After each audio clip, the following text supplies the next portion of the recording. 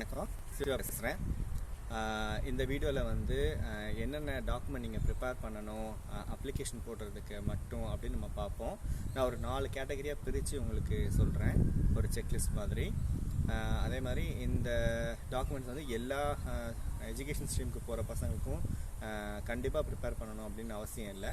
ஏன்னா ஒவ்வொரு கோர்ஸ்க்கு வந்து சில டாக்குமெண்ட்ஸ் வந்து எக்ஸ்ட்ரா தேவைப்படும். அதை போக ஒவ்வொரு கோர்ஸ் ரிலேட்டட் வீடியோஸ் பண்ணுறப்போ நான் உங்களுக்கு சொல்கிறேன் என்னென்னு பார்த்துட்டு. இது வந்து விசா ப்ரிப்பேர் பண்ணுறதுக்கு இல்லை, உங்கள் காலேஜ்க்கு அப்ளை பண்ணுறதுக்கு மட்டும். இப்போ என்ன அப்டேட்டட் இன்ஃபர்மேஷன் இருக்குது அப்படிங்கிறத நீங்கள் உங்கள் வெப்சைட்லையும் பாருங்கள். அதை கோர்ஸ் வெப்சைட்டில் கொடுத்துருந்துருப்பாங்க, அதில் போய் பாருங்கள். அப்புறமா பார்த்துட்டு நீங்கள் ப்ரிப்பேர் பண்ணிக்கோங்க. ஃபார்ம் வந்து ரொம்ப முக்கியம். ஃபஸ்ட்டு எந்த காலேஜுக்கு அட்மிஷன் போடுறதுக்கு அப்ளை பண்ணுறதுக்கும் ஒன்று ஆன்லைன் அப்ளிகேஷன் வச்சுருப்பாங்க, இல்லைனா பேப்பர் டாக்குமெண்ட்டாக இருக்கும். இதில் வந்து நீங்கள் முக்கியமாக டீட்டெயில்ஸ் ஃபர்னிஷ் பண்ணி நீங்கள் அப்ளை பண்ணுற மாதிரி இருக்கும். ஸோ அதுக்கு சப்போர்ட்டிவாக நீங்கள் உங்களோட டாக்குமெண்ட்ஸ் வந்து ப்ரிப்பேர் பண்ணி வைக்க போகிறீங்க. அதில் வந்து ஒவ்வொரு டாக்குமெண்ட்டும் எப்படி இருக்கணும், அதுக்குள்ளே என்னென்ன இருக்கணும் அப்படிங்கிறத ஒவ்வொரு தனித்தனி வீடியோவாக நான் ப்ரிப்பேர் பண்ணி உங்களுக்கு ப்ரெசென்ட் பண்ணுறேன். ஃபஸ்ட்டு ப்ரைமரி டாக்குமெண்ட்ஸ் என்ன அப்படின்னு பார்ப்போம். இதில் வந்து பர்சனல் டாக்குமெண்ட்ஸ் அப்படின்னு பார்க்க போனால், சப் கேட்டகரியாக பார்க்க போனால் கரிக்குலம் விட்டே இல்லைனா ரெஸ்யூம் அப்படிங்கிறது ரொம்ப இம்பார்ட்டண்ட். சில பேர் வந்து ரெஸ்யூம் வந்து ப்ரிப்பேர் பண்ணியிருந்தால் ரொம்ப ஷார்ட் அப்ரிஜ்டாக இருக்கும். ஆனால் நான் வந்து ப்ரிஃபர் பண்ணுறது வந்து கரிக்குலம் விட்டே தான். அதில் கொஞ்சம் டீட்டெயில்டான இன்ஃபர்மேஷன்ஸ் நிறைய நீங்கள் ஃபர்னிஷ் பண்ணலாம். அதுதான் வந்து அப்ளிகேஷனை ப்ராசஸ் பண்ணுறவங்களும் வந்து ப்ரிஃபர் பண்ணுவாங்க. ஏன்னா நீங்கள் யார் என்ன ஏதுன்னு முதல்ல சொல்கிற விஷயமா அந்த சிவி தான். ஸோ அதுலேயும் யூரோப்புக்கு வந்து தனி ஃபார்மட் ஆஃப் சிவின்னு ஒன்று இருக்குது. ஸோ நீங்கள் எந்த கண்ட்ரிக்கு அப்ளை பண்ணுறீங்கன்னு பார்த்துட்டு அதுக்கு தகுந்த மாதிரி இதை நீங்கள் ப்ரிப்பேர் பண்ணிக்கோங்க. அடுத்தது வந்து பாஸ்போர்ட் வந்து கரண்ட் பாஸ்போர்ட்டாக இருக்கணும் உங்களுக்கு. இது வந்து இப்போது நீங்கள் எவ்வளோ கோர்ஸ் டியூரேஷன் படிக்க போகிறீங்களோ அதை ஃபுல்லாக அதை கவர் பண்ணியிருக்க மாதிரி இருந்துச்சுன்னா நல்லாயிருக்கும். அதே மாதிரி இதுக்கு முன்னாடி நீங்கள் பாஸ்போர்ட் வச்சுருந்தீங்கன்னா அதையும் நீங்கள் ஃபர்னிஷ் பண்ணணும். அதில் வந்து ட்ராவல் ஹிஸ்ட்ரி அப்படிங்கிறது இம்பார்ட்டண்ட்டு. எங்கெங்கெல்லாம் நீங்கள் ட்ராவல் பண்ணியிருக்கீங்க அப்படிங்கிறத வீசாஸில் ஸ்டாம்ப் பண்ணியிருப்பாங்க இல்லையா, இமிக்ரேஷன் ஸ்டாம்ப்ஸ்லாம் பண்ணியிருப்பாங்க. ஸோ அதெல்லாம் வந்து கண்டிப்பாக நீங்கள் ஃபர்னிஷ் பண்ணியே ஆகணும். அதுக்கு அடுத்தது வந்து ஒரு எஸ்ஸே எழுதுகிற மாதிரி இருக்கும். நீங்கள் அது வந்து ஸ்டேட்மெண்ட் ஆஃப் பர்பஸ் இல்லைனா மோட்டிவேஷன் லெட்டர், கவர் லெட்டர் இல்லைனா இந்த மாதிரி பேரில் வந்து சொல்லுவாங்க. வேறு வேறு கண்ட்ரியில் வேறு வேறு நேமில் சொல்லுவாங்க. மொத்தத்தில் அது ஒரு எஸ்ஸே உங்களை பற்றி நீங்களே வந்து ஏன் அந்த கோர்ஸ்க்கு அப்ளை பண்ண வரீங்க அப்படின்ற மாதிரி இன்ஃபர்மேஷன் நீங்கள் ஃபர்னிஷ் பண்ணுற மாதிரி இருக்கும். 2 பேஜ் இல்லைனா 3 பேஜ் எழுதுவாங்க பசங்க. அது எப்படி நீங்கள் எந்தெந்த கண்ட்ரிக்கு போகிறீங்களோ அதுக்கு தகுந்த மாதிரி இந்த லெட்டரை பார்த்துக்கோங்க. இது எப்படி டீட்டெயிலாக இருக்கணும் அப்படிங்கிறது தனித்தனி வீடியோஸில் நான் உங்களுக்கு ப்ரெசென்ட் பண்ணுறேன். அடுத்தது வந்து ஃபோட்டோகிராஃப். 2 ஃபோட்டோகிராஃப் மினிமம் நீங்கள் வச்சுக்கோங்க, பேப்பர் வெர்ஷனில் ஃபில்அப் பண்ணுற மாதிரி இருந்தீங்கன்னா.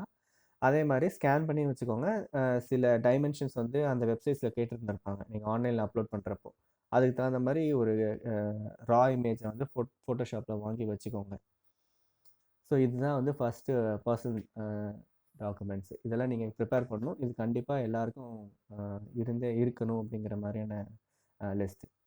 அடுத்த செட்டு வந்து எஜுகேஷன் டாக்குமெண்ட்ஸு. இந்த எஜுகேஷன் டாக்குமெண்ட்ஸில் வந்து நீங்கள் பேச்சுலர்ஸ் முடித்த பசங்களாக இருந்தீங்கன்னா உங்களுக்கு மார்க் ஷீட்ஸ் எல்லாம் சேர்த்து கன்சல்டன்ட் மார்க் ஷீட்ஸ்னு கொடுத்துருந்துருப்பாங்க. சப்போஸ் முடிக்காத பசங்களாக இருந்தால் இண்டிவிஜுவல் மார்க் ஷீட்ஸ் கொடுத்துருந்துருப்பாங்க ஒவ்வொன்றும். ஸோ அதை வந்து நீங்கள் பார்த்து நீங்கள் ப்ரிப்பேர் பண்ணிக்கோங்க. ஆனால் கிளாஸ் 10, 12 அதாவது ஹை ஸ்கூலு, ஹையர் செகண்டரி இது 2 நீங்கள் கம்ப்ளீட் பண்ணியிருப்பீங்க. இல்லைனா ஹை ஸ்கூலு டிப்ளமா கம்ப்ளீட் பண்ணியிருப்பீங்க. ஸோ அந்த சர்டிஃபிகேட்ஸ் எதுன்னு பார்த்து அப்ரோப்ரியேட்டாக வாங்கி நீங்கள் வச்சுக்கோங்க. அதுக்கு அடுத்தது வந்து அதே பேச்சஸில் வந்து நீங்கள் டிகிரி கம்ப்ளீட் பண்ணியிருந்தீங்கன்னா 1 வருஷம் கழிச்சு கிராஜுவேஷன் சர்டிஃபிகேட் கொடுத்துருப்பாங்க, இல்லை டிகிரி டிரான்ஸ்கிரிப்டை கையில் கொடுத்துருந்துருப்பாங்க. அதை வந்து கலெக்ட் பண்ணிக்கோங்க, அது ரொம்ப இம்பார்ட்டண்ட்டு. ப்ரொவிஷனல் சர்டிஃபிகேட்டுன்னு வந்து இன்டர்மீடியட்டில் கொடுப்பாங்க. சில பேருக்கு வந்து அதில் கிரேட் ஸ்கேல் மென்ஷன் பண்ணியிருப்பாங்க. ஆனால் இதில் ஏதாவது ஒரு இடத்துல கிரேட் ஸ்கேல் மென்ஷன் பண்ணியிருக்க மாதிரி பார்த்துக்கோங்க. அந்த எந்த ஸ்டேஜில் நீங்கள் இருக்கீங்கன்னு பார்த்து இந்த செட் ஆஃப் டாக்குமெண்ட்ஸ் ப்ரிப்பேர் பண்ணிக்கோங்க. 3வது வந்து கன்சால்டேட் மார்க் ஷீட்ஸ். முன்னாடியே சொன்ன மாதிரி ஒன்று எல்லாமே சேர்ந்து இருக்கிற மாதிரி மார்க் ஷீட்ஸ் கொடுத்துருப்பாங்க. அதாவது மெச்சூர் கேண்டிடேட் நீங்கள் முடிச்சிருந்தீங்கன்னா கோர்ஸை முடிச்சுட்டு வெளில வந்த கேண்டிடேட்டாக இருந்தீங்கன்னா கொடுத்துட்டுருப்பாங்க. சப்போஸ் ஆன்கோயிங் படிச்சுட்டு இருக்க பசங்களாக இருந்தால் அவங்களுக்கு இண்டிவிஜுவல் மார்க் ஷீட்ஸ் மட்டும்தான் இருக்கும். ஸோ அது வரைக்கும் கூட நீங்கள் வாங்கிக்கலாம். இதில் ஏதாவது கேப் இருந்ததுன்னா அதுக்கு நீங்கள் ப்ரூஃப் ஆஃப் கேப் வந்து நீங்கள் ஃபர்னிஷ் பண்ணணும். அதை வந்து ஒரு சம்மரி லெட்டரோட சேர்த்து நீங்கள் ஃபர்னிஷ் பண்ணணும். ஏன் அப்படி நீங்கள் அந்த பேக்லாக் விழுந்தது அப்படின்னு சொல்லி. ஹெல்த் இஷ்யூஸ் இருந்தால் வெரி குட், ஜென்யூனாக இருக்கும். இல்லைன்னா நீங்கள் அதுக்கான ரீசன்ஸை வந்து ஃபர்னிஷ் பண்ணி அப்ளை பண்ணுங்கள். அடுத்த செட் ஆஃப் டாக்குமெண்ட்ஸ் வந்து ரெஃபரன்ஸ் லெட்டர்ஸு. ஸோ இது வந்து மினிமம் 2 தேவைப்படும். யூஎஸ் யூனிவர்சிட்டிஸ்க்குலாம் 3 தேவைப்படும். சில ப்ரொஃபஸர்ஸ் வந்து க்ளோஸ்டு சீல் பண்ணி கொடுக்குற மாதிரி தான் ப்ராக்டிஸ் பண்ணியிருந்திருப்பாங்க யூஎஸ்க்கு போகிற பசங்கள்லாம். ஸோ நீங்கள் எந்த நாட்டுக்கு அப்ளை பண்ணுறீங்க, எந்த டைப் ஆஃப் லெட்டர் அவங்க கொடுக்குறாங்க அப்படிங்கிறத பார்த்து வாங்கி வச்சுக்கோங்க. அடுத்தது எக்ஸ்ட்ரா கரிக்குலர் சர்டிஃபிகேட். இதில் வந்து அன்லஸ் அதர்வைஸ் உங்கள் கரிக்குலம்க்கு ரிலேட்டடாக இல்லைன்னா ஃபர்னிஷ் பண்ணாதீங்க. நிறைய அட்டை, நிறைய டாக்குமெண்ட்லாம் வந்து சம்மந்தமே இல்லாமல் இது ஃபர்னிஷ் பண்ணி நீங்கள் அப்ளிகேஷனில் போடுறப்போ பண்ணியிருந்தீங்கன்னா உடனே உங்களுக்கு ஸ்காலர்ஷிப் கிடைக்கும் அப்படின்லாம் அர்த்தம் கிடையாது. தேவையில்லாமல் நிறைய அட்டைகளை வந்து சேர்த்து வைக்காதீங்க. அடுத்தது வந்து மெச்சூர்ட் கேண்டிடேட்ஸ்க்கு சொல்கிறேன். நீங்கள் ஒர்க் பண்ணிட்டு இருந்தீங்கன்னா இல்லைனா ஒர்க் பண்ணி முடிச்சிருந்தீங்கன்னா உங்களுக்கு ஒர்க் பிளேஸில் வந்து ஒரு எக்ஸ்பீரியன்ஸ் லெட்டர் கொடுத்துருந்துருப்பாங்க. இல்லை ஏதாவது ஒரு ஃபார்மேட்டில் உங்களுக்கு நீங்கள் ஒர்க் பண்ணியிருக்கீங்க அப்படிங்கிற ஒரு அத்தாட்சி இருக்கும். இல்லைனா சேலரி ஸ்லிப்பாவது இருக்கும், ஸ்டேட்மெண்ட்டாவது இருக்கும். ஏதாவது ஒன்று பார்த்து அதுக்கு தகுந்த மாதிரி ஒரு ப்ரூஃபை நீங்கள் ப்ரிப்பேர் பண்ணி வச்சுக்கோங்க. ப்ரிப்பேர் இன் த சென்ஸ் அங்கே வாங்கி எடுத்து வச்சுக்கோங்க. அப்படி நீங்கள் ஒர்க் பண்ணுற கேண்டிடேட்டுக்கு வந்து ரொம்ப இம்பார்ட்டண்ட்டான விஷயம் என்னென்னா ஒர்க் பிளேஸில் இருக்க ரெஃபரன்ஸ் லெட்டர். உங்களோட ஹெச்ஆரோ இல்லை இமீடியட் லைன் மேனேஜர், சூப்பர்வைசர் இல்லை ஹையர் அஃபீஷியல் யாராவது ஒருத்தர்கிட்ட வந்து ஒரு ரெஃபரன்ஸ் லெட்டர் வந்து நீங்கள் என்ன டொமைனில் ஒர்க் பண்ணியிருக்கீங்க, இல்லை என்ன ஃபீல்டில் ஒர்க் பண்ணியிருக்கீங்க, அவங்களோட ஃபுல் காண்டாக்ட் டீட்டெயில்ஸ் அதில் இருக்க மாதிரி நீங்கள் ப்ரிப்பேர் பண்ணிக்கோங்க. நான் ரெஃபரன்ஸ் லெட்டர்னு தனியாக வீடியோ ப்ரிப்பேர் பண்ணுறதுல நான் உங்களுக்கு அதுக்குள்ளே என்னென்ன இருக்கணும் அப்படின்னு சொல்லி தெளிவாக சொல்கிறேன். ஸோ இதெல்லாம் வந்து first category list of documents.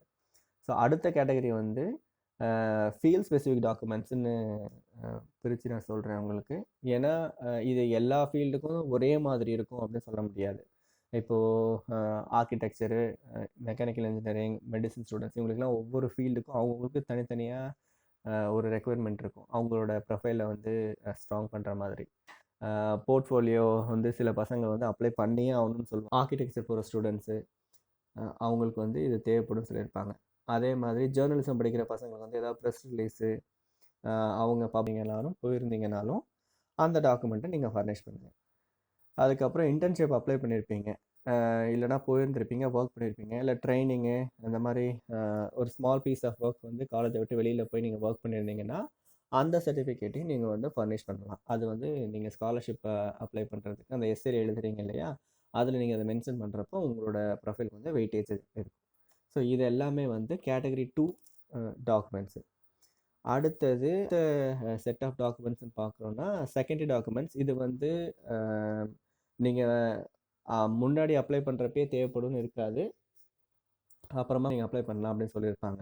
அதில் மெயினாக வர்றது வந்து இங்கிலீஷ் லாங்குவேஜ் ரெக்குயர்மெண்ட்ஸ் தான். நிறைய இங்கிலீஷ் லாங்குவேஜ் டெஸ்ட்லாம் இருக்குது. பிடிஇ சில இடத்துல வந்து நீங்கள் எந்த போர்ட் ஆஃப் எஜுகேஷனில் படிக்கிறீங்களோ அதில் வந்து இங்கிலீஷ் மார்க் ஜாஸ்தியாக அவங்க எடுத்துக்கிறாங்க. மேனேஜ்மெண்ட் கேட்ட அந்த டாக்குமெண்ட் வந்து நீங்கள் பாருங்கள். மேனேஜ்மெண்ட் போகிற பசங்களுக்கு வந்து ஜிஆர்இ, சாட்டு, ஜிமேட்டு இதெல்லாம் வந்து கண்டிப்பாக எழுதணும்னு சொல்லுவாங்க. இந்த ஜிஆர் அப்படிங்கிறது வொக்காபுலரி டெஸ்டிங் இருக்கும். அதில் 4 பார்ட் இருக்கும்னு நினைக்கிறேன். அதில் வந்து அதிகமான மார்க் எதில் நீங்கள் வாங்கியிருக்கீங்க அப்படிங்கிற பொறுத்து சில யூனிவர்சிட்டிஸ் அப்ளை பண்ணலாம் அப்படின்ற மாதிரியான விஷயம்லாம் இருக்குது. சில யூனிவர்சிட்டிஸில் வந்து போனஃபைட் சர்டிஃபிகேட் கேட்பாங்க. நீங்கள் அந்த ஸ்டூடெண்ட் தான் படிக்கிறீங்களா இல்லையா அப்படின்னு சொல்லி ஜஸ்டிஸ் தான் கேட்குறது அது. ஸோ அந்த டாக்குமெண்ட் தேவைப்பட்டுச்சுன்னா நீங்கள் வாங்கி பார்த்துக்கோங்க. அதுக்கு அடுத்தது நெக்ஸ்ட் கேட்டகரி வந்து கேட்டகரி 4ல் வந்து ஆப்ஷனல் டாக்குமெண்ட்ஸ். அது வந்து எல்லாருக்கும் தேவைப்படும்னு சொல்ல முடியாது. சில கேஸில் மட்டும்தான், சில யூனிவர்சிட்டிஸில் மட்டும் அதை கேட்பாங்க. அதில் பார்க்க போனால் ட்ராவல் இன்சூரன்ஸு. ஆஸ்திரேலியாவுக்கு வந்து இது வந்து மெயினாக கேட்பாங்க, நியூசிலாண்டுக்கும் கேட்பாங்கன்னு நினைக்கிறேன். பிசிசியும் அதே மாதிரி தான், இந்த 2 கண்ட்ரிலையும் வந்து மேண்டேட்ரி பண்ணியிருப்பாங்க. அதை இப்போ கரண்ட் ரூல்ஸ் என்ன இருக்குதுன்னு சொல்லி பார்த்து அப்டேட் பண்ணி அதை ப்ரிப்பேர் பண்ணிக்கோங்க. நீங்கள் அப்ளை பண்ணுறது. இதெல்லாம் முன்னாடியே ப்ரிப்பேர் பண்ணணும் இல்லை, லேட்டர் பார்ட்டை கூட நீங்கள் அப்ளை பண்ணலாம். ஃபைனலாக பார்க்க போனால் நோட்ரி அஃபிடவிட்டு. அதாவது சில கேஸில் வந்து உங்களுக்கு நேம் சேஞ்ச் இருந்திருக்கும், அந்த மாதிரி ஏதாவது சிக்கல் அதில் இருக்கும். ஆனால் உங்களால் ஜென்யூனாக அந்த டாக்குமெண்ட்டை ப்ரிப்பேர் பண்ணியிருக்க முடியாது, ஸ்பெல்லிங் சேஞ்ச் இருக்கும். ஸோ அந்த மாதிரி இருக்கப்போ நீங்கள் நோட்ரி அட்டாச் பண்ணி அவங்களுக்கு ஃபர்னிஷ் பண்ணுற மாதிரி இருக்கும். ஸோ இப்போ நீங்கள் பார்க்குற இந்த 4 கேட்டகரி டாக்குமெண்ட்ஸும் வந்து அப்ளிகேஷன் போடுறதுக்காக தேவைப்படுற டாக்குமெண்ட் மட்டும்தான். இது எதுவுமே வந்து விசா ப்ரிப்பரேஷனுக்கான டாக்குமெண்ட்ஸ் இல்லை. அதுக்கு தனி செட் ஆஃப் டாக்குமெண்ட் ப்ரிப்பேர் பண்ணணும். அதை வந்து ஒரு வீடியோ தனியாக நான் ப்ரிப்பேர் பண்ணி உங்களுக்கு சொல்கிறேன்.